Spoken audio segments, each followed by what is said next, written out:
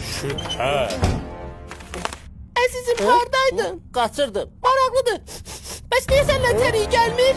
Giz qızı giz, gələn kimi köynəyimi dəyişmişəm. Əzizim, hardaydın? Qaçırdım. Əgər qaçırdınsa onda niyə köynəyinə tərii gəlmir?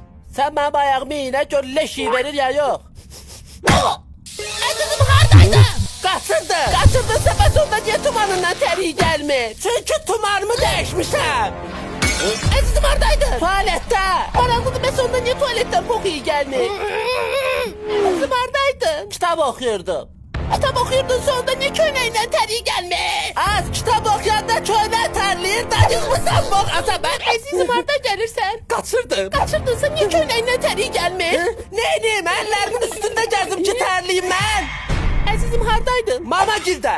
Sənin? Yox, sənin mamamın yanında. Əzizim, burada niyə Mən oturursun? sənin əkərimin ağzına